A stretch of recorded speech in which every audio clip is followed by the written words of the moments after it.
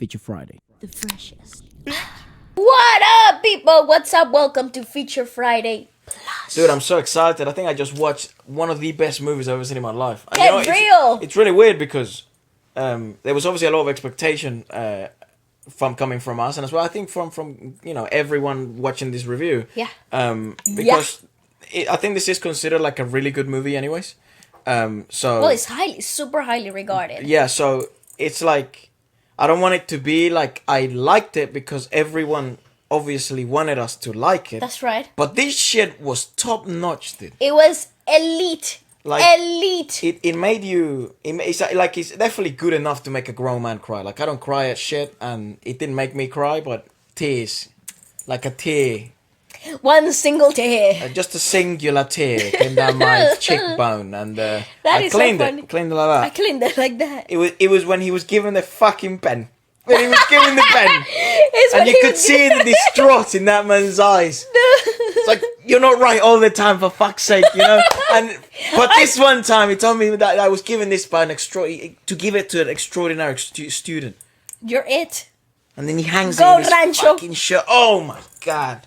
He didn't even hand it to him. He hanged it. Yeah. He hooked it in his shirt. Pia, oh, what a wonderful woman. What a wonderful character. Let's go from the beginning, yeah? Let's shall. not cut, because Bali has a gig as well, so she's gotta go not too soon. Let's shall. I just have to be honest.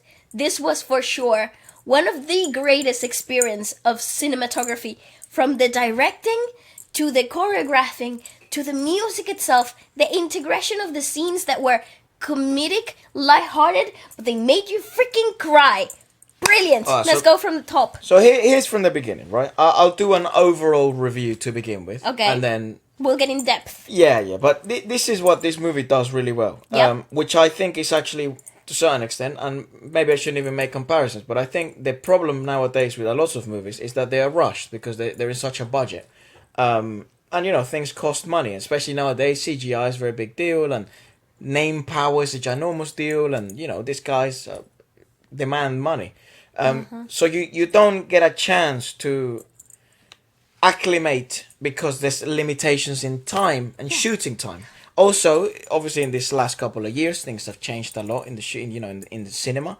But what this movie does really well, extraordinarily well, compared to all other movies I've ever watched in my life, and maybe there's a couple that also do this. Maybe I'll reference them later. But it takes its time with both the musical pieces, which and is the character building. Yeah, with the musical pieces, the scene building, the character building, and it makes everything starts to make sense because it feels like not only this is a real world and these are real stories, but the environment is also real.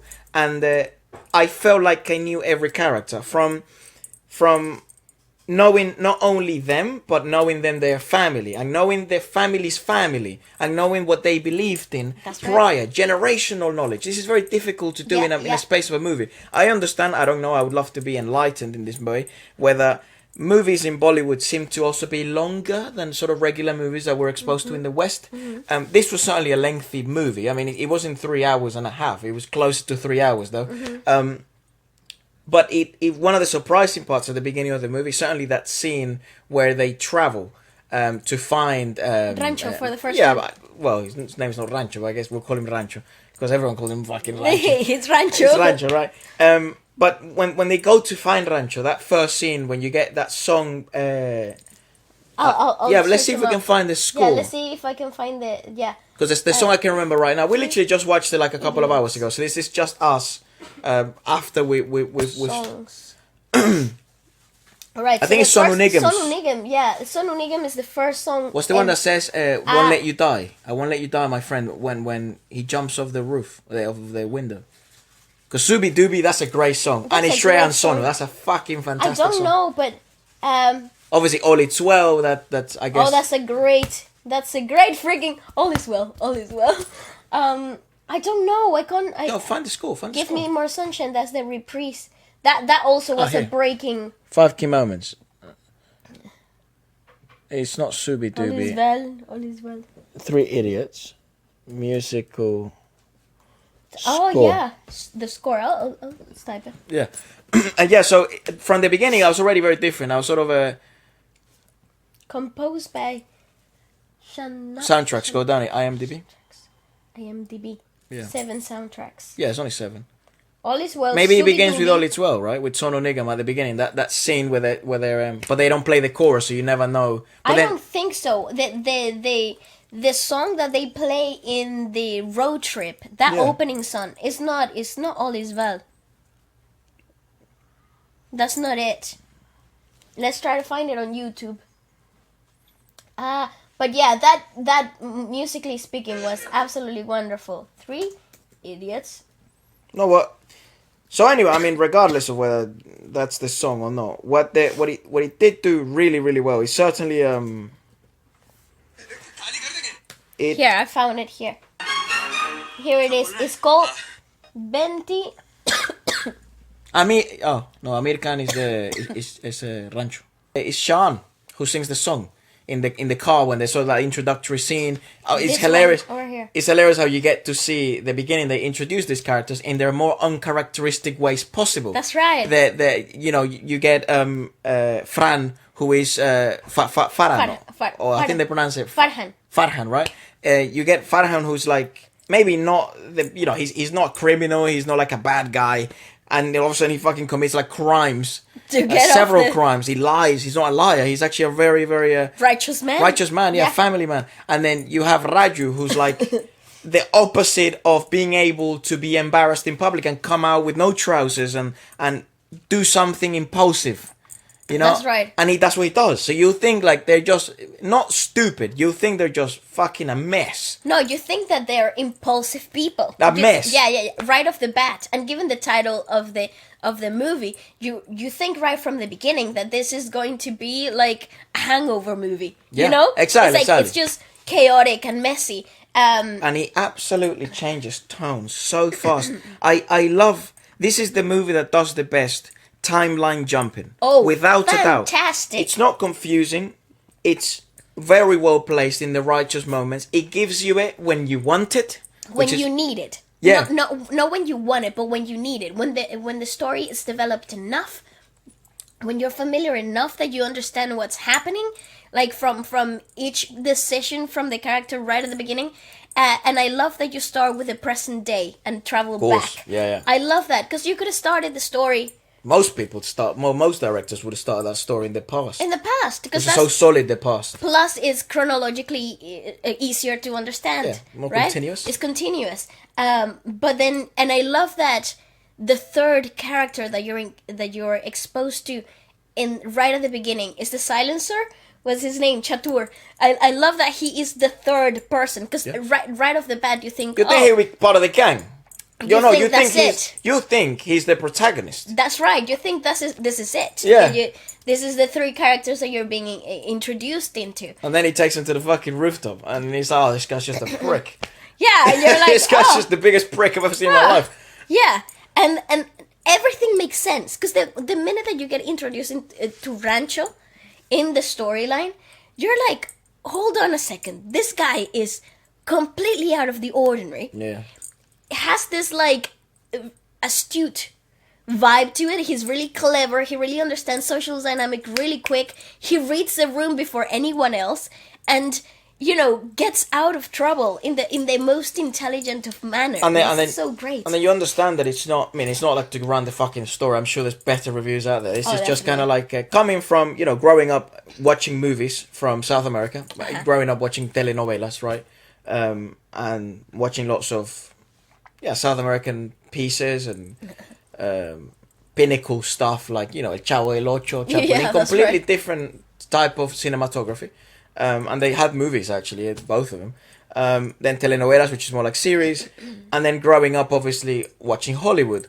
As your main type of source of entertainment, yeah. But certainly the shock is the way they do, South American movies, and people now have noticed it through series like El Chapo, which is really popular, and I think even Sin Tetas No Hay Paraíso, which all of a sudden became really popular out of nowhere. Again, yeah. People like to watch telenovelas, even if they're from Europe or even if they're from the US. Coming from that, it's very different than watching a Hollywood movie. It certainly is. And Hollywood, it's exactly what Hollywood is. It's fireworks, it's explosions, it's the best faces, the best looks, the best actors. sometimes questionable directing and questionable scripts, Yeah. but certainly the most visually captivating movies. And incredible, outstanding budgets. Exactly, you know, big budgets, very big Yeah. funding. It's the US. It's huge, you know, it's That's ginormous. right. Then from Valeska's background, going into musical theatre, right, Uh-huh. and watching music cows, and you know, and And straight acting plays. exactly, which is Yeah. a completely Theatre, different. yeah. Theatre is completely different. And then watching musicals or theatre then be translated into movies, obviously more mainstream movies. That's also a different experience. And I was actually just watching West Side Story. Didn't watch all of it though, because the fucking shut down the cinema. Fuck. Alarms made him get out of there. And very different experience. You know, I wasn't the biggest fan, to be fair. That's interesting though, because that's a Steven Spielberg. That's a Spielberg film. It's a good film. Yeah, I'm really interested in the watching first that. half hour was very good. I didn't when the characters were growing on Yeah. me and the singing was amazing. It fucked off. They kicked us all out. But anyway, so coming from those bizarre backgrounds, and then obviously a musical background of you know, South American music, really, and to some extent it's just Venezuelan music. To be more concrete, yeah. Yeah, experiencing something like this, it's certainly a breath of fresh air, similar to when we first discover a genre of music or music industry for the first time, because they take principles in a different manner and they interpret and give value to principles in which they also have value here, but they're giving more. It's like a commandment. It's like number one, that and time and music is number one here. Character building. So I would go like this, right? I would go like character building is number one.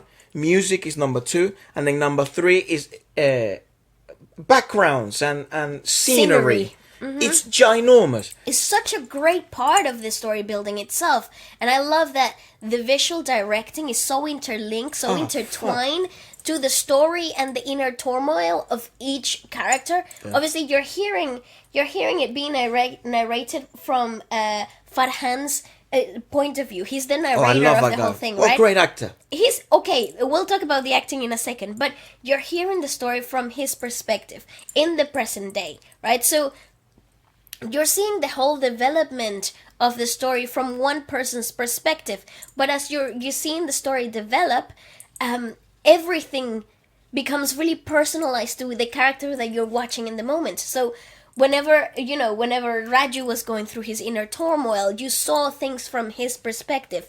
So the background would change, the color correction in the scene would change, the lighting would change to adhere to everybody's personal turmoil, right? So when Pia comes into the picture, you're seeing things through a rose-colored lens. No, well, at the start, you're actually seeing things from a sharper, more luxurious lens. So That's everything has a blue hue to it. a light color blue hue. So it's like a shopping mall. It's a party. It's a watch. It's jewelry. Yeah.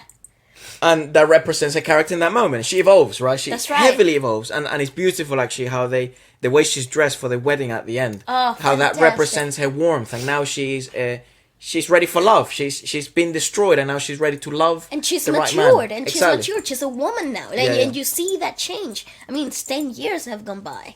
So Pretty much, right? Mental. Was it 10 years? 10 years, Fuck. yeah. So the promise is made 10 years, like 5th of September, 10 years before.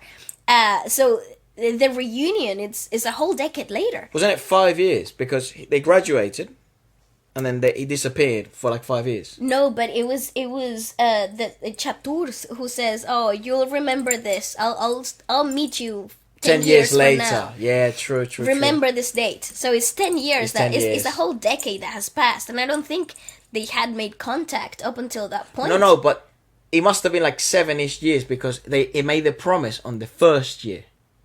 Right, that's true. Right, they made the that's promise true. on the first or second year, so it was somewhere around there. Like it's about 8 to 10 years. And they graduate, so give or take another Engineering schools were like 5 years or something like that. Four or or 5 years, I would think. Yeah. Again, so let's not to be too convoluted. Let's go first for the musical score. Okay. We'll discuss that, and then we'll obviously because I'll take us to the story. So the first actual musical piece that you see is the one in the bathroom in That's the shower rooms, Yeah. which fucking hilarious traditions they fucking have. These mental men, absolute weirdos, Yeah. proper weirdos all of them. and it's very interesting as well. Like I think in the movie that Ballet made a really interesting observation is like you see girls in the classroom, like that's when they kind of are. But I think the movie is placed in the dormitory, in the males' dormitory, because obviously the story is about them, the three idiots who are guys. Yeah.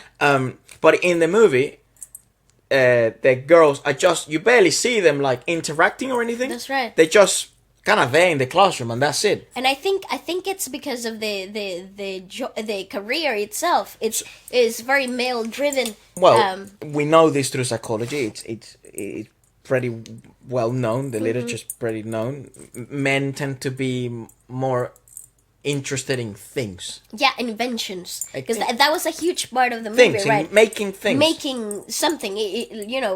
The invention of things, the brand new idea, rather than people, and that's kind of the story of the movie. When you become so focused on things, on a thing, on a number, on a grade, race, on a grade, yeah. Hey, those are things. Those are not people. That's right. What's the human aspect of it is lost. All of it is lost. Yeah. Therefore, you lose life. It's so mathematical, and I love that the reactions were also really mathematical. Yes, to continue. Sorry. No, that's fine. You're seeing. So you're definitely seeing the perspective of guys. It's very funny because perhaps if you see it as a guy, it has things make more sense than maybe if you see it as a woman. I don't know.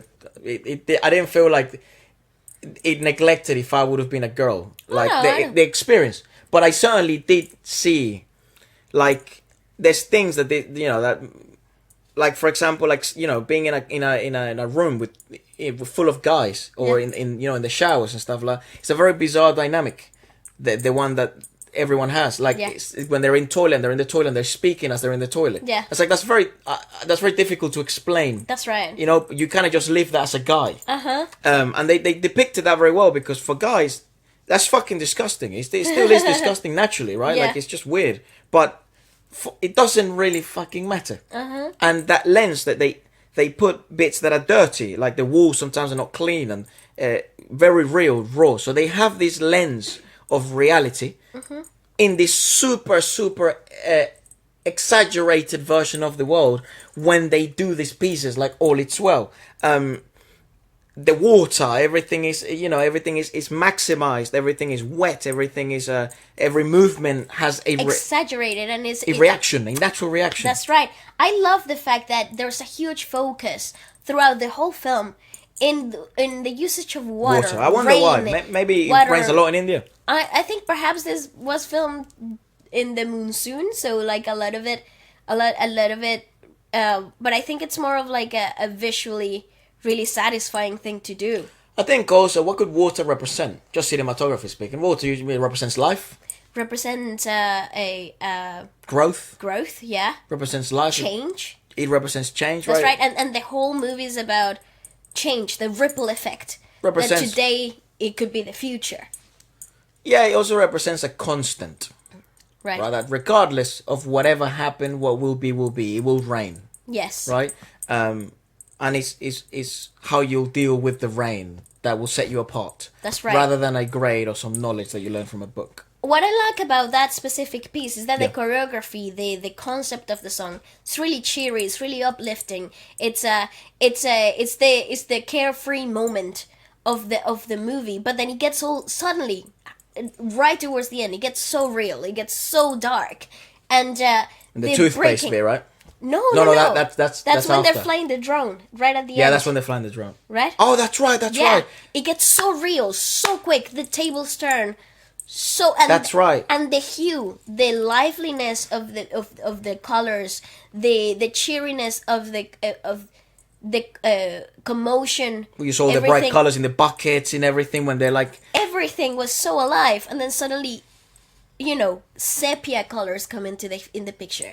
There's this whole section of anxiety lived through literally less than a minute after seeing 3 minutes played out of absolute joy. It's a horrible scene, but it's beautifully directed scene. The directors in this particular movie, from musical directors to visual directors, they totally understood that you can do so much with the concept of comedy that doesn't lose the human essence and the nature of being human itself. Because what I find what I find really fascinating about this movie is that a lot of it is obnoxious. A lot of it is exaggerated. I mean, what a ridiculous villain you have. He has a lisp. His pants are above his freaking belly button. Like, the mustache, everything about it is so obnoxious. But it's a broken man. You know, it's a man that lives with the consequences of his own actions the whole of his life.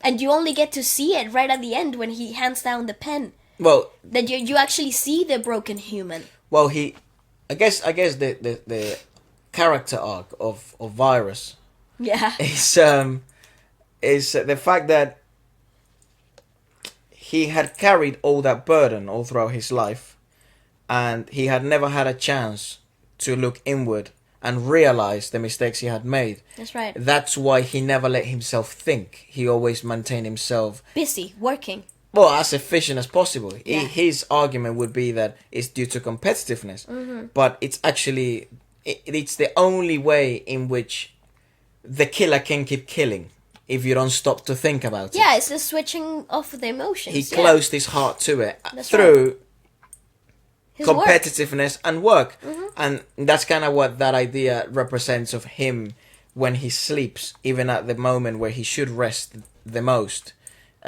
Everything is calculated. Everything No, it's under his control. he listens to symphonies whilst he is still productive by shaving his beard and getting a haircut, whatever the fuck he likes to Yeah. do. So that's a fine example of, even in the moments of serenity, he must, in order to not open Pandora's box, do Maintain things. his mind occupied. Yes, so that he never truly rests. That's right. And then you get the big realization at the end, obviously. But let's go step by step. So obviously, all it's well, fantastic number, horrible ending. Like, I mean, horrible in a, I guess, good way cinematographically, but fucking that's when you realize that, oh shit, this is not the movie I thought it was gonna be. That's right. Because it gives you that idea at the start, like that you think it's gonna be like a comedy that Up can to be. that point, you think it's a comedy movie. No, you think it's the story of a hero.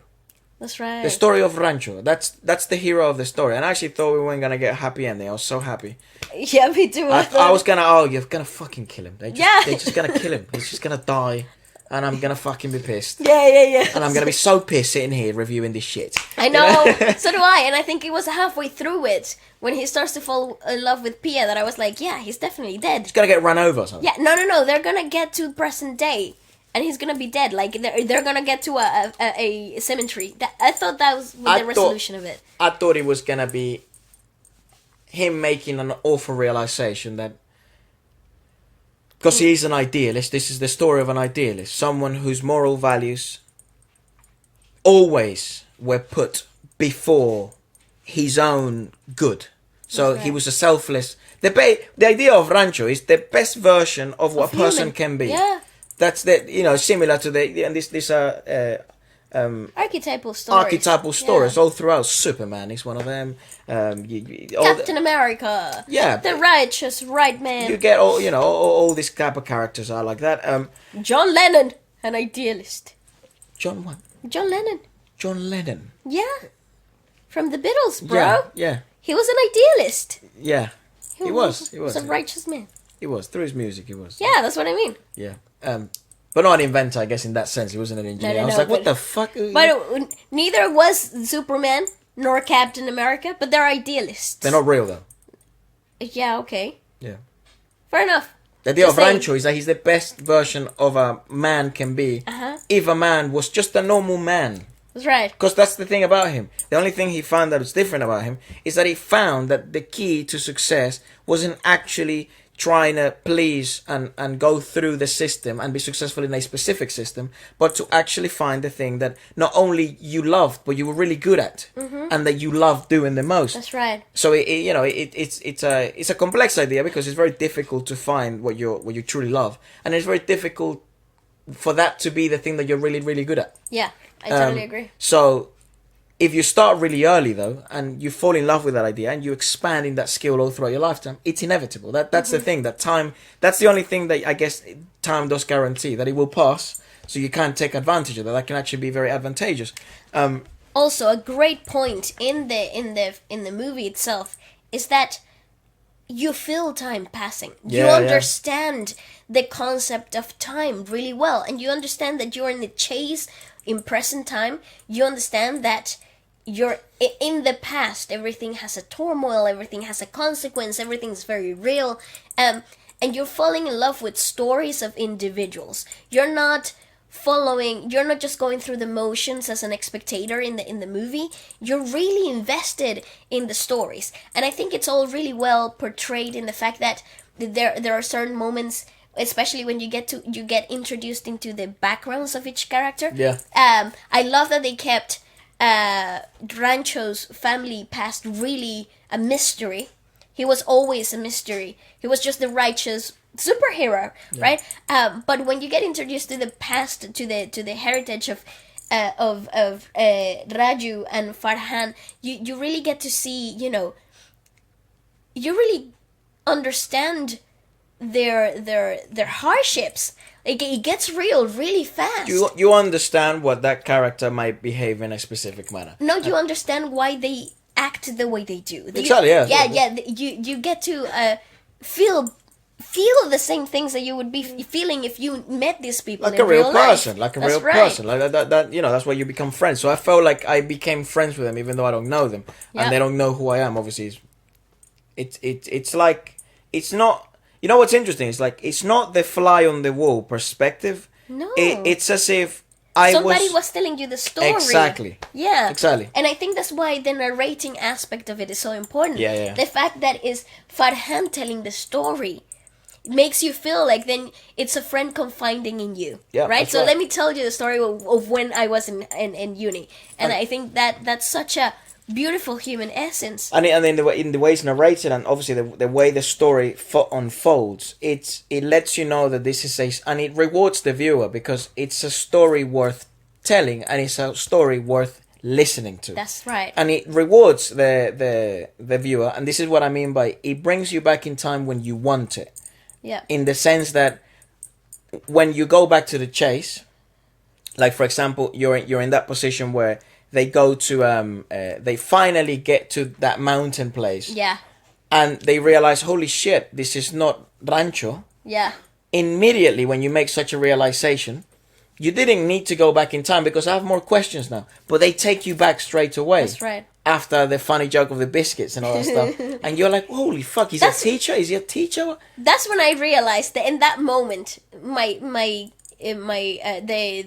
puzzle clicked for me. Rancho is the you really thought that? I didn't. Right I didn't away. see that twist at the end. No, I saw like, oh, that's it. That's who Rancho is. When the whole identity issue came about, I was like, and the silencer kept going on about, oh, this high investor, this guy that I'm the scientist, blah blah blah blah blah. I was like, oh, that's who he is. That's who he became. I thought the arc was gonna be, you were gonna find him. He was gonna be a simple man, not a successful man, just a simple man. He extracted himself from society, because he was thoroughly disappointed on what the real world could actually be. Yeah. And two things could have happened. He could, two ends could have happened.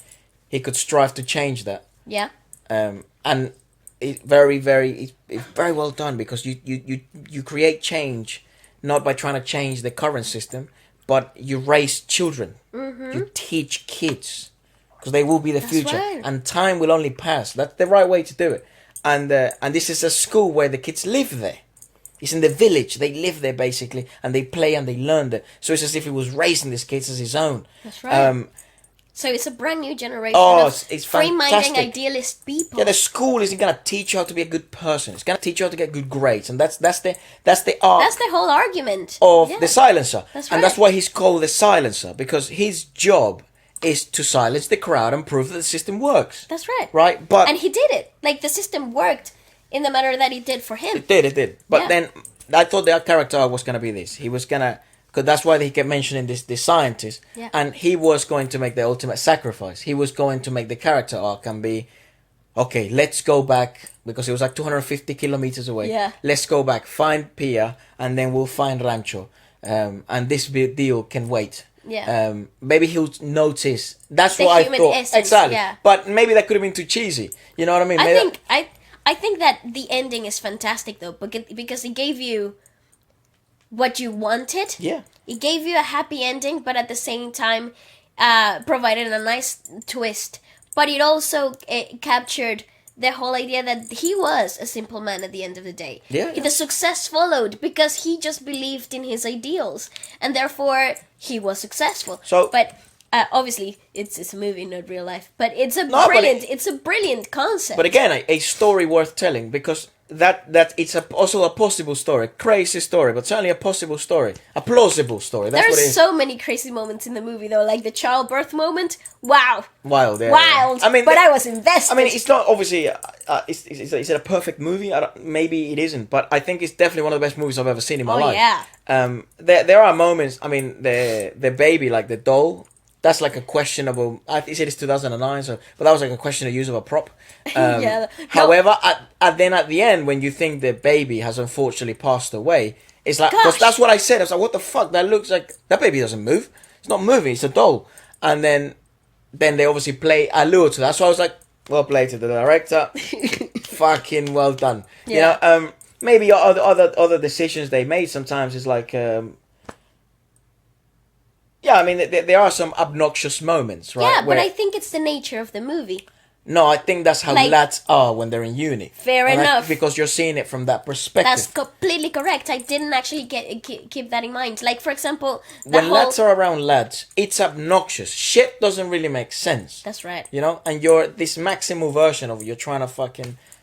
Also, can we have a moment for the absolutely fantastic, brilliantly composed Zooby Dooby? Yeah, I mean, Wow. let's talk about They it. fall in love, and that is the perfect... That Track. is the perfect track. For a Rancho love song. Absolutely. Yeah. And I love that he was cool because he wasn't the cool guy. Yeah. You know? He never tried to be the knew- cool guy. Exactly. He knew he wasn't Mr. James Bond. He knew he wasn't and therefore that made him cool. Even in that number, because that number had moments where he could have looked at her romantically. Yeah. And he could have looked... But He could not have even been then. the perfect male lead from 1950s in the Hollywood movie, black and white, you And know? he's very charming. That's a great cast. It's fantastic. Oh, Amir Khan, what the fuck? listen, let's talk about... Hold on. Yeah, Scooby Dooby. Scooby-Dooby, Scooby Dooby. Scooby-Dooby. Fantastic. The set building, Yep. the choreography, the use of those umbrellas in that rain scene. Yeah. My God, why blue, turquoise, and white? Turquoise. Turquoise. Sorry. That umbrella scene, absolutely great. Inclusion of the water back again. Yeah. Is the biggest rebirth. numbers in the biggest numbers. Wars The is always biggest present. moments in the story. Yeah. Water's always present. Is like a pinnacle situation in each one And of there's those three scenes. pinnacle moments. Obviously, there's the one in the toilet where then you find out that the big over alluring enemy of the movie is not actually virus. It's people Pressure. on living themselves. Yeah. Due to the pressure of having to make decisions when you don't really want to make them, and Yeah. you feel like you're encaged. There's Like no this, way out. There's no way out. And you quit, and you know that was so that fucking hit you like a truck. Then the second moment, it's certainly Zooby Dooby. And I think what Zooby Dooby did really well as well is like it obviously maintained that level of silliness that they both had Yeah. because they are that you know rivals turn into lovers. Yeah, enemies to lovers type of throw. Because that's you know at the end of the day, and this is I guess scientifically proven too. All you actually need for someone to be attracted, not to fall in love, the science of love, I don't know, I'm not a love doctor, but to someone to at least cause interest, because that's what being attracted to someone is. It's just interest, intrigue. It's strong emotion of anything. It could be anything. It could be anger. It could be happiness. It could be sadness. It could be just plain curiosity. I mean, that would be like saying someone will become attracted to you because you're really attractive. Oh, Because curiosity and attractiveness are very close to each other. Right, okay. Somewhat synonyms. fair enough. Because why would you find something attractive? Because Because you're curious interested in about it. Exactly. Yeah, okay, fair You have enough. interest in I don't know. it. So she was interested in him since Yes. the beginning because he fucking gave her life-changing advice. Like right in the most important moment of her life. But in a very charming, nonchalant way. He wasn't there to actually hit on her, which I thought was like, look, we're gonna see a bit of game here. No, not But at all. he's like, dude, this guy's an asshole. But changing advice. Can you just give me this? Yeah, let's exchange gifts. It's like, Yeah. why? Just so you don't hit me with it. So, okay, hello. And she was very, very, Yeah. because he's charming as fuck. The guy's so charming Yeah, and he nice. gives her flowers in the first meeting. I was like, I'll take your glass. Yeah. And then obviously that moment happens, and then the big realization of that she's in love. But after the moment that they get in the scooter together, Oh, that which was absolutely ridiculous, but it made perfect sense. well, when they save Farju's Farju's dad. Farju's father, which I mean, fuck, dude. My God. Maybe sometimes you just gotta do what you gotta do. But it was an oddly dark, with Scene. satirical. Yeah, it was full of.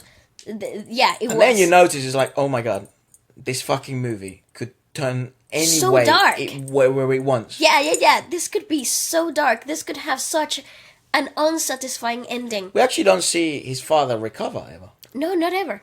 We just hear that he got well when he is paralyzed But in I guess hospital. I guess the untold truth is he passes away because he only lived to see his son. Farju graduate, right? That's right. And then in the graduation, we see just him kissing his mother. That's right. So I think that's kind of like the underlying theme.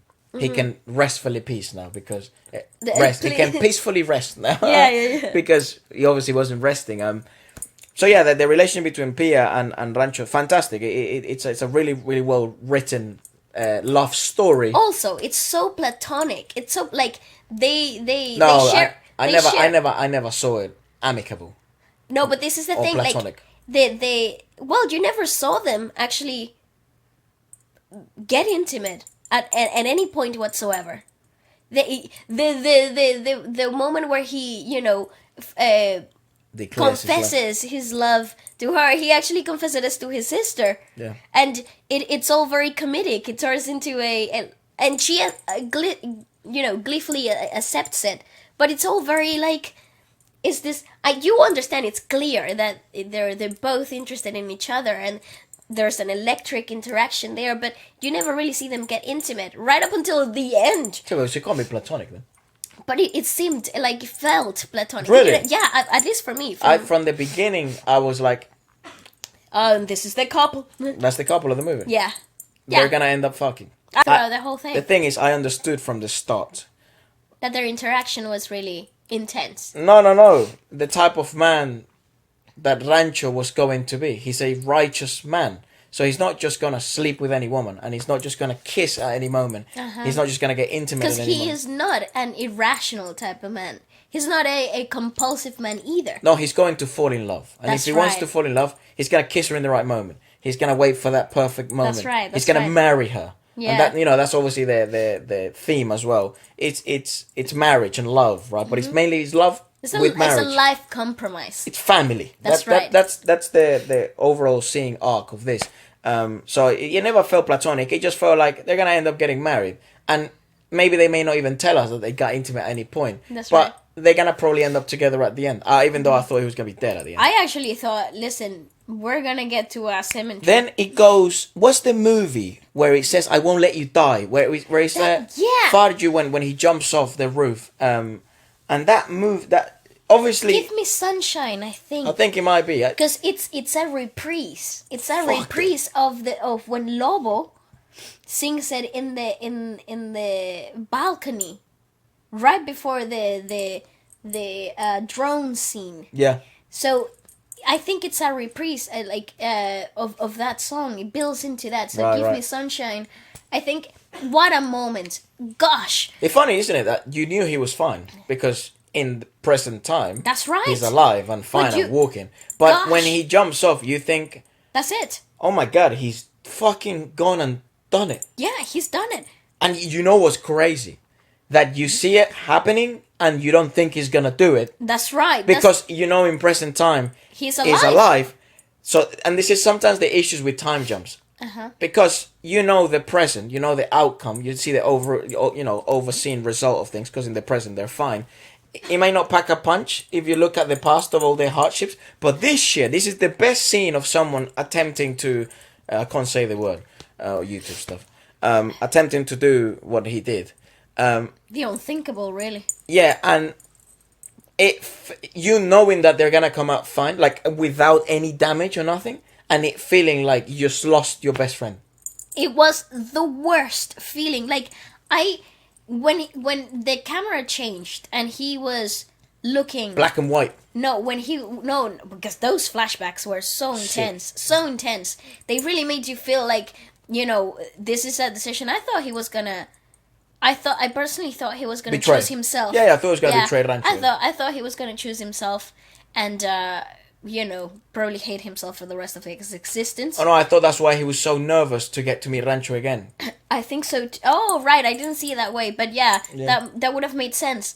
But when they focused on the cable, when they focused on the tripping, yeah, well, when we watched it, we're supposed to. No. Yeah, I was like, oh crap. He's really gonna do it. And when they never focus on the window either. No. Only at the end, and you're like, oh fuck. When he's standing on the windowsill looking down, I was like, maybe he's just contemplating it. Maybe this is just a contemplation. We're never gonna see that. And he goes out and does it. Gosh! And the song comes in, and you're like, my God, I cried. That was a scene that made me absolutely bawl my eyes out. Yeah. That was the moment. And that's wild, right? Because he's fine in real time. But I was completely in complete distraught. Because you understand that the thing that hurts the most is you understand he didn't want to betray his friend, so he chose. And he didn't want to betray his family either. So he loves them both equally. That's right. And he wasn't strong enough to make a decision. So he makes the unthinkable decision, but. You realize then, like, these guys, these engineers, these outstanding students, because to get to this school, it's number one, the number one, so you gotta be really good anyways. But what Virus makes him go through, because he's writing his own letter for his own self-demise. He's writing his own, to a certain extent, he's writing his own unthinkable thing letter. Yeah, no, he's writing his last letter. Exactly. Well, he's writing that. I was going to say. I know what it is, but yeah. So essentially, that's what he's doing. That's going to be his last piece on Earth, and we didn't know that, and neither did Farju know that. No. So, and then you understand. It's like, fuck. This guy's putting so much. This guy's a monster, like a right fucking monster. But he's just a product of the system. No. I think that's what he represents. He wasn't the villain. The villain was the system and how it molded people under pressure the way that he was built. Because he came out of the system. He was just a product of the system. At the end of the day, Virus was just the pinnacle example of what the system could create. Yeah, but the system doesn't really make broken men. No, but he became broken. But he was still a product of the system. And he carried it with pride. You gotta be the competition. You gotta be the number one man because nobody remembers number two. You know? Yeah. So he was the pinnacle example of what the system represented. I think maybe not what. Yeah, I mean, obviously he's the exaggeration, right? Of course. System the obnoxious. Bad. This is what it brings and all that stuff. Yeah. And Rancho is the example of this is what the system could make if we change certain things. Question everything that you know. Because I think that's what he actually did right from the beginning. Like in the introduction of Virus and Rancho when they first meet, that meet cute right there. It's about the questioning, the constant questioning. But not of how it worked, but how it was taught. Yeah, that's right. That was his big thing. Like he said, the system is actually not bad. There's obviously some things wrong with it. But you're an expert in engineering. I'm not. I'm learning. Mm-hmm. But I can teach you how to teach, right? That's essentially his argument. Yeah. Wild argument, but he's a wise man. Because sometimes, I think what maybe Virus represents is like just a man consumed by the system. Not perhaps what the system has created at its best, because he's also number one, right? So he's the best the system can make. And that's certainly wrong, because the best the system can make is Rancho. That's right, but that's not what the system makes. It did. He graduated from that same system. That's the story. Graduated from that same system. But he had different ideals. The rules never changed. That's right. He never manages to change the rules. That's true. He never changed. Like, that's true. He never actually changed the system. Never did. He he went the system. He Exactly. did it. Yeah, because that's actually the only way to find any sort of type to success, and then That's true. plant the seeds for the next gen, and especially with the little ones and the young ones, and teach better values, because I guess it's essentially that's more of a moral evolution rather than just a more physical. Yeah, teaching a syllabus. Yeah. Exactly, less about I guess a Darwin approach of just natural selection. This would be more of a moralistic approach to Yeah, evolution. of course. Also, the freaking resolution with millimeters at the end. You know what's funny? Wonderful. When he welcomes them into the obviously when they're in the new institution school that he's come to, I was like, what the fuck? Who's this charming kid? And what a good actor! It turns out, brilliantly casted. Turns out it's a millimeter. And I was like, wow! Little boy. Yes! And I love how it was like, at the end, when in the All the flooded books. scene. Yeah, the flooded scene, he's like, you can't tell me how to live. Like, I'll go wherever I want to Yeah, go. I'll go. I'm go. following you guys. And I love that. I love that. That was such a wholesome moment. All is well. All is well. That's right. It's so great. Honestly, let's talk now about the quality of directing and the quality of script writing and the quality of acting. I mean, we haven't even spoke about the stories of Faram and the resolutions of Farhan and Farju. Oh, go ahead. Yeah, well, just quickly, I think, because I mean, we can't just speak about all so the details. Much. Yeah, it's so much. But certainly the story of Farham is that representation of the man who has a chance to escape the race. And follow his dreams. And follow his heart and his Yeah. dream. But due to fear, he is unfortunately trapped in his own predicament. Yeah. And not only fear, but because he was fear of disappointment too, same as Farju, right? It was Raju, a sorry. moral. Keep calling him Farju. Raju, apologies. It's a moral responsibility that he's got in his shoulders, and I think that comes with a different type of pressure, and I love how it's really well seen throughout the whole of when he gets that scene where he actually gets to speak to his dad. Oh, fucking breaks! But that makes a grown man cry. That's where the tear came down. Oh my goodness, that was fantastic. Especially when he says, "I want to return the laptop." It's like, how much do you want for a photographer? For a camera?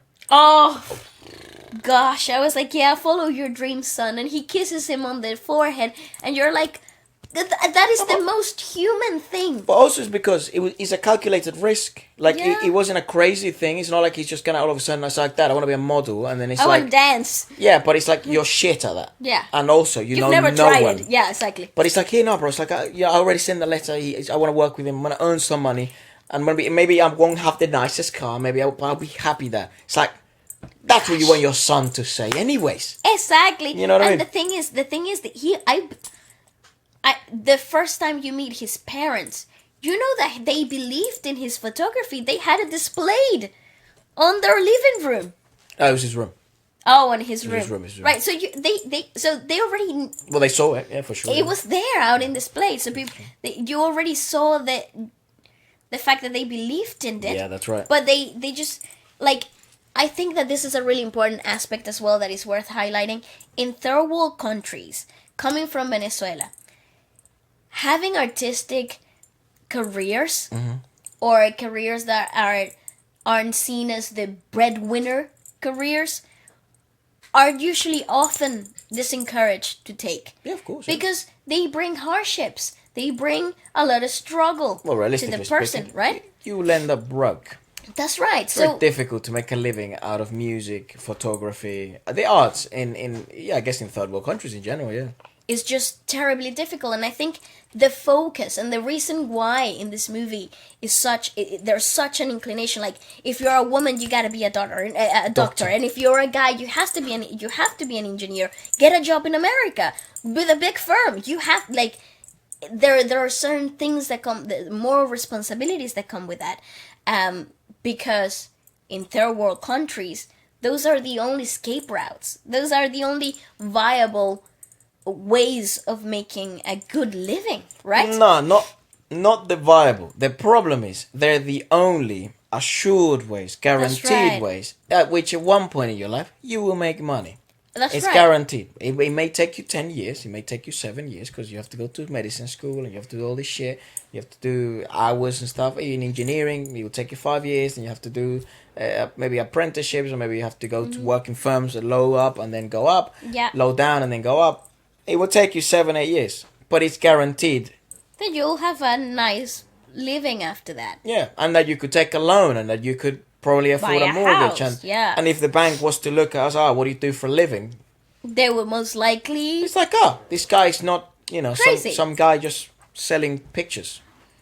Because Of that's very animals, difficult. yeah. Exactly, that's very difficult to sell in a good way. So I completely understand, and that's why those families are so both real life and here. They're so adamant on find a career in which we know there is a profitable path to, and guaranteed. All doctors get paid, and doctors are needed. All engineers get paid, and all engineers are needed all across the world. The universal careers also, that's the big concern. Yeah. So completely understandable. And there was a really good this movie was a really good example, and it painted it in a way in which it was understandable. And it didn't seem like just engineer good, photography bad, or doctor good, not high rank office job. Sorry, doctor good, other shit bad. Yeah. And it didn't feel like that. It felt more like, just, we're giving you a chance, kid. That's right. Giving you a guaranteed chance. Please. It doesn't matter if you hate your life, but your kid will fucking love you for it. No, your kid will have the air conditioning in his room, Well, and so will you. That's like, you won't have to make the sacrifice we had to make for you. And then your kid can do whatever he wants. That's kind of because you can understand that the dad, especially in Faram's case, like, his father has a twinge of still humanity left in him. But it's for the hope of his grandkids. That's right. That his grandkids you can be a footballer, kid. You can be a baseball player. You can be a cricket player. You can be a actor. Yeah. But your dad, he has to make that sacrifice, unfortunately. And it's unfair, right? That's kind of the thing about this. It's like, it's an idealist movie. But in the sense of, in the real world, sometimes you can't chase your passion and afford a camera. Sometimes you have to make the sacrifice for your future generations, even for your family itself. Yes, guaranteed. I mean, that's without a doubt true. Sometimes the sacrifice is inevitable. The ultimate sacrifice is needed. That's why everyone resonates so strongly with the hero story. A person who will put himself not only for those in front of him, for those in the years coming and the generations coming ahead. That's why Rancho is such a great hero in this movie. It's the same as the immigration story, right? That's the immigrant story. It's like you go to a country where you know nothing, you build a family, right. and then that family builds another family, and then that family. You know what I mean? For the sake of well-being, and so it paints that picture really well. In Raju's story, I keep calling Farju, fuck it. In Raju's story, it's more riddled in what it could be fear and fear of being good and fear of the future. Actually, never trusted himself up until the end, and he took one hell of a fall. Took him 2 broken legs. That's and right. a coma, to make that realization that the fear of tomorrow will probably kill you. It's crippling. Yeah. That's right. It's paralyzing. And I think that's why that scene is so important. Impactful, yeah. He's such a cool character. It is a fantastic character. So genuine. Like, he just wears his heart on his sleeve. And he is such a spiritual guy, and I love how it's that's the first thing you get introduced into his character, how spiritual he is, like his faith and his beliefs are so. He wears them in his hands. Well, interesting how in a school of engineers who believe in rational thinking.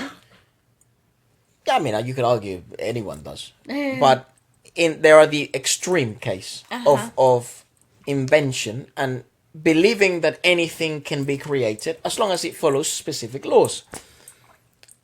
When things are out of their control, they're the most what's that a word of superstitious. That's They're right. the most superstitious, and not to bang on religion or anything like that, but that was the point of the movie. This guy would give money to the statue. This other person, which I guess they're sort of like traditions as well. This guy would pray to a snake. Farju Raju. Raju would pray to he would burn incense. And he would offer thousands of them and many prayers. It was a really great scene. Simply because of the fear of what could be, what will be, and what it should be. And then the realization is obviously like, that's not what the relationship with spirituality is. No. I've woken up today and I've thanked for life and what will be shall be. And I know that I will carry on living. And I will be happy that way. And then that's the big fucking moment of it's like, wow, that's what it's like to be a man. That's a real man right there. That was the scene that hit me. Like he wasn't their father. Like obviously that shit makes you want to fucking cry. Like, yeah. Damn. Like that family figured it out. You know what I mean? God damn. But Raju's case is like, fuck. He said no. He stood up for his own principles. He was like, I'm not gonna change my attitude. And now that's what a man does. It's not about engineering, and it's not about being the head of the house and all these bollocks. It's that, and that's what a woman would do too. And that's what Pia does. That's also the story of Pia. I guess we should finish on that note because I know you gotta go. But that's what it's like to be a good person. Mm-hmm. The ultimate human being. Yeah, it's to stand up for your beliefs. What you believe on. Yes, your beliefs are so strong that nothing, not even the best sway offer, you. will sway you away from it, right? So it's and I love that how that is rewarded in the film. It constantly, not only on Raju's case, but it's rewarded in Rancho. In Pia's case as well. It's rewarded in Pia's case. It's constantly rewarded, and so in that moment, the ultimate concept of the movie is stand strong by your beliefs. Really do follow your own set criteria. Like it's really it's wonderful. Do not succumb to some rules. That's right. That's right. Certainly don't. If they don't go with your beliefs, then yeah, you shouldn't change who you work are. with them. Learn. That's the thing about the thing, right? Because I know nowadays as well, there's this whole idea of like rebel and change the system, freedom, all that stuff. And when you're in university, right? Because you think in university, when you're my age, it's like you think everything could be better and changed and stuff. Yeah. But there is an opportunity to learn everywhere and in anything, and that's where Rancho's different to the idea of a perfect idealist. Because he abided by the system. Because he's an imperfect idealist. Because he graduated from the system. That's right. And then he became the ideal man, which he thought he could do. And maybe he's now facing difficulties in the system he's created. And I'm sure no system is perfect. That's unfortunately the hard reality. Yeah, the hard reality. But with the story is that realization of create your own values and principles, but utilize it as an opportunity to learn from every system that you possibly can, so that then you can hopefully then create something else better for the kids in the future. That's right. I think it's a brilliant also. It's brilliantly casted, and the script writing is fantastic. It's obnoxious, it's lighthearted, but it's dark, and it holds this underlying heartbeat of pressure throughout the whole thing. It's dark at the same time, and it's such a roller coaster of emotions. And then you have actors and a director that understands human essence to such a brilliant pinnacle. Because the moments in the hospital where the eye contact. Such natural actors, all these guys. That's like right. Class. And the lines and the way that it's scripted is absolutely obnoxious, but they make the most natural decisions as actors, and it's obviously directed in that manner. Because obviously the actor can do so much with what they're given, and it doesn't matter if they're Oscar-winning awards actors. They only can do as much as they're given, and as much as they're directed. Best example of that is The Eternals. Yeah, it doesn't matter how great your cast is. If your directions and your script writing are not aligned, you will not have a great movie. You have good moments. Yes, absolutely. Absolutely. But not a good movie. That is correct, and I think that's what this movie did so well. This was a great movie. Oh my god, even that last scene where P.S. asking Rancho, are you in love with, is there someone else? And he leaves her in this like absolute deserted moment, right? It's like, yeah, there is somebody else. Like, I am in love. Which plays to the scenery, but it's surrounded by water, so there's hope. And water is there again. You know, water is such a beautiful intertwined link through the whole thing. That's what water represents too, right? Hope in a deserted manner, when there is no more water left, and there's no more life. There's no more seeds that will grow. All life has been taken. Yeah. It rains. It's in the pinnacle moment. Yeah. And then the birth of the kid, or in this moment, she confesses. Well, she goes back. She's done the craziest thing. She's gone against her own principles because she wants to get married, and now she's finally made the decision. Takes the risk. Follow her heart.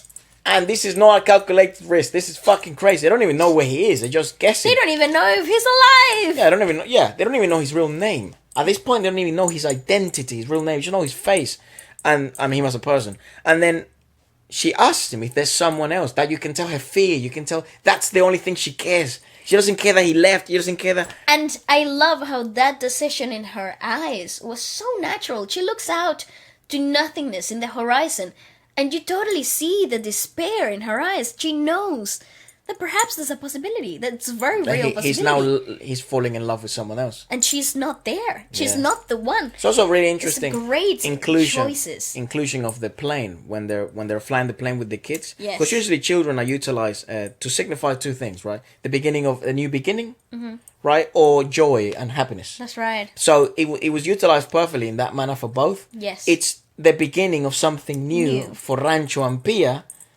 And he's at his happiest place. Yes. Because he's working towards the next generation. So it's fucking everything, and the details in the movie, and the representation, the symbolism, the metaphorical use of things. Gosh. It's fantastic. The cultural inclusion. You felt like you were I was of learning, it. yeah. Yes, like honestly, the everything, the from the food to the clothing and the speaking of cultural things about it, everything just made perfect sense, and you never felt alienated if you're not from that culture. Absolutely, I felt like I was part of it. I felt like I was learning, but also it didn't feel like I had to fucking start searching up stuff that because I couldn't understand.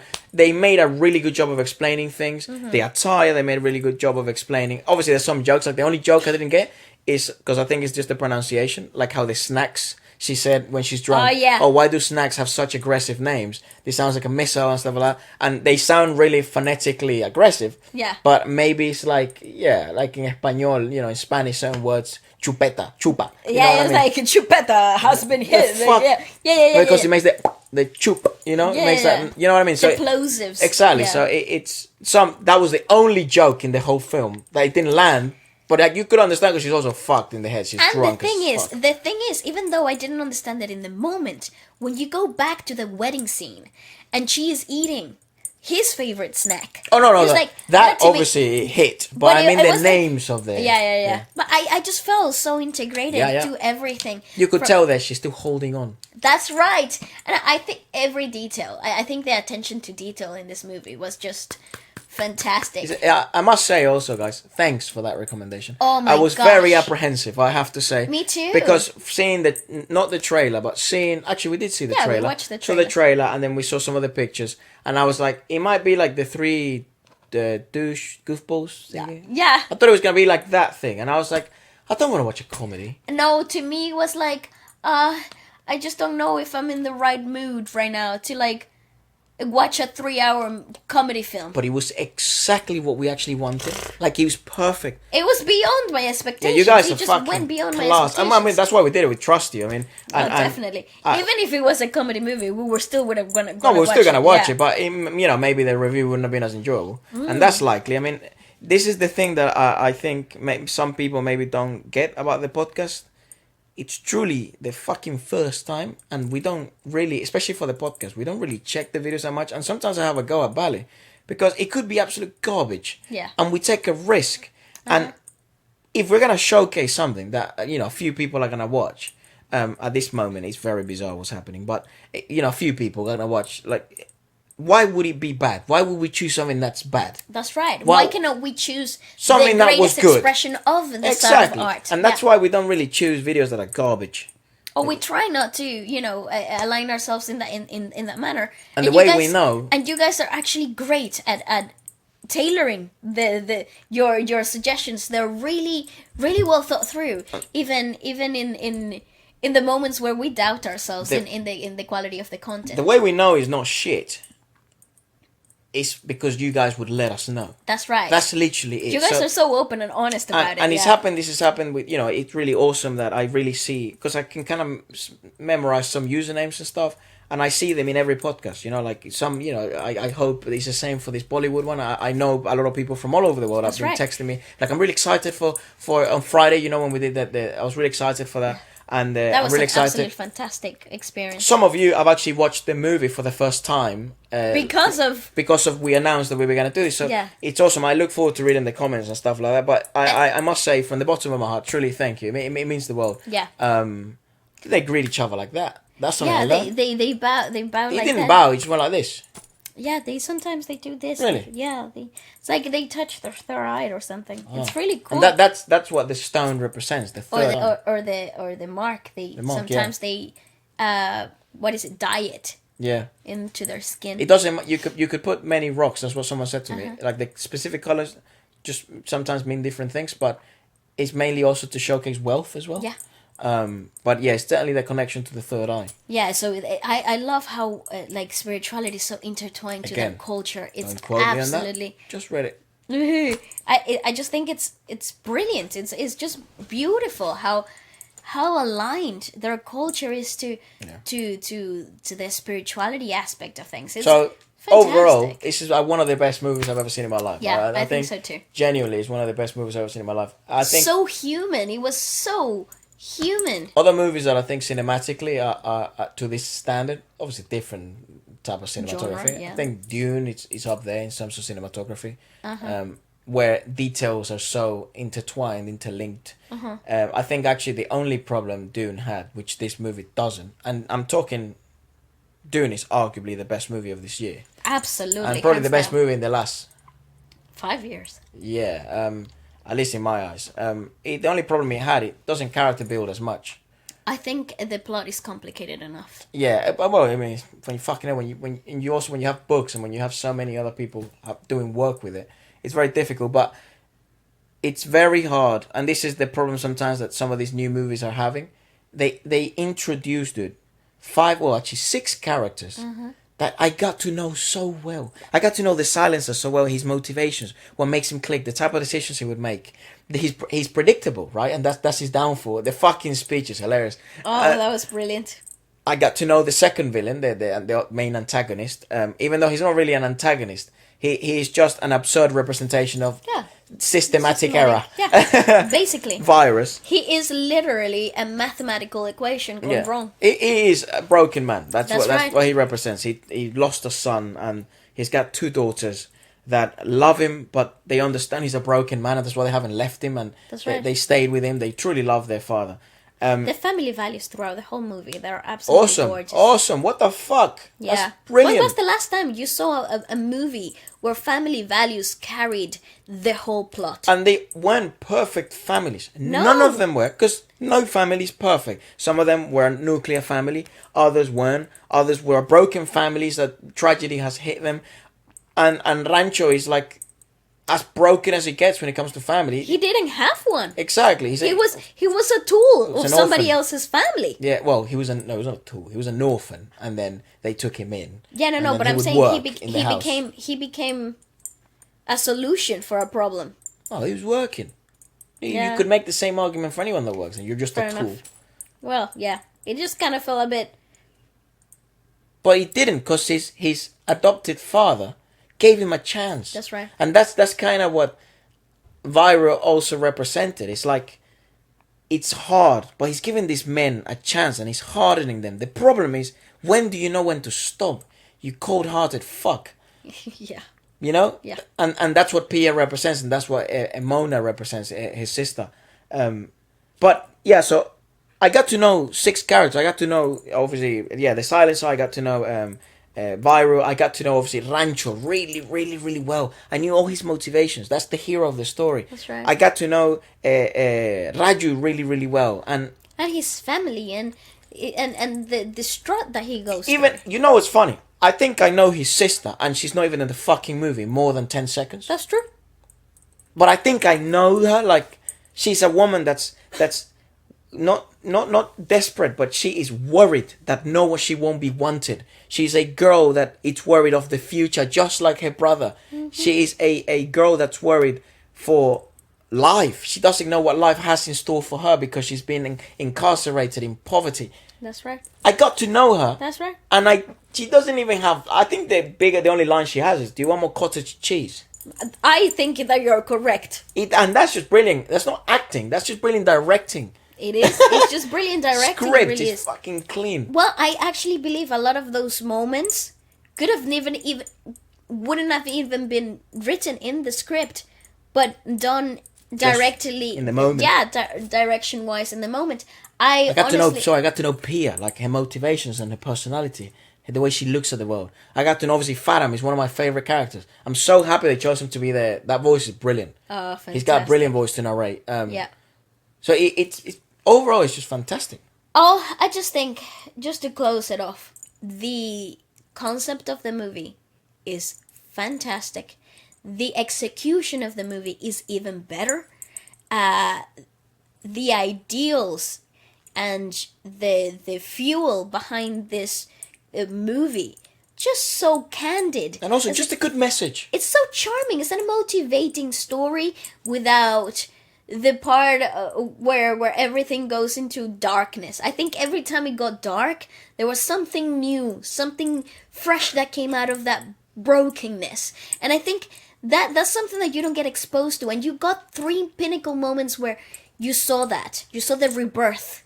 You saw that change, as hard as it came, also came with great things. Doesn't matter how hard and how dark things got, there was also something new that came with it. And I thought, gosh. Yeah, this are type of movies you want to watch because they inspire you. Like that's why you would want to watch a movie. You don't want to leave fucking heart. broken. Yeah. You know, maybe some other movies we watch will leave us broken. I mean, and that's okay. I will welcome them. Yeah. But I was very impressed. Very, very impressed. Very wonderful. I just looked at the box office. Yeah. 4.6 billion rupees. So I wonder how much that is in dollars. I just want to know. Let's see the director. This was directed by Rajkumar Hirani. Let's see what else he has done, because the freaking directing here, absolutely freaking insane, sir. So that was would insanity. It's an Indian director, producer, screenwriter, distributor, and editor. Hirani has directed 5 Hindi films, including Muna Bahai, MBBS, Laj Raho, 3 Idiots, PK, and Sanju. That's another movie that has been really requested. PK and Sanju. All of which have been one of the highest grossing Indian films. Every movie he's made, basically made so much money. 4 point something billion rupee, right? Yeah. Box office. Yes. That's nearly $70 million. What? Yeah, dude. I think that's or maybe 600 million. I don't know. Well, those are numbers I will never understand. Yeah, no, I mean, budget. I would love to know. I mean, they definitely made money. Oh, they definitely had great investors in it. Yeah, but the budget, like they had great scenes, but the sets weren't made specifically for that. They were already made. Like there was just natural the cities, exteriors. Yeah. Maybe the mansion would probably be. Yeah, the mansion was there. There's the biggest set piece, and I wouldn't imagine it was the most expensive thing. Was the university? That's right. That could have actually been an actual building. I think a lot of it was genuine. Yeah, real. a lot of exteriors. So I hope everyone made a lot of money in that movie. Freaking wow! And I'm so glad it's so well received. I mean, we're a bit late. we're a little bit. But very impressed. I'd love to. I want to watch by Jairo Mastani. Yeah, me too. It might be a bit overwhelming because we don't know much about the culture. So maybe we'll do Rockstar first. Oh wow! The problem is that people are saying that Rockstar has a bit of a weakish script. Okay. And that pisses me off. Me too, but... And I'm not picky like that. I used to don't care, but now Bally is just putting all this stuff in my head. But you know what, Efra? You're just... But you know what, Efren? Yapping. I actually believe, even if it has a weaker script, The music might be worth it. I think overall it's just worth exploring it because it's something brand new. Be enjoyable, yeah. Yeah, so I think it's a great. Let us know. Let us know what else we should check out What next. should we check out? This was just a great, refreshing, motivating surprise into my heart. This will be carved into my memory forever. If you haven't watched it, do watch it and let us know your thoughts. Certainly our first time watching a Bollywood movie, very pleasant. Freaking wonderful! Yeah, let us know your thoughts in the comments, and goodbye, guys. Bye-bye.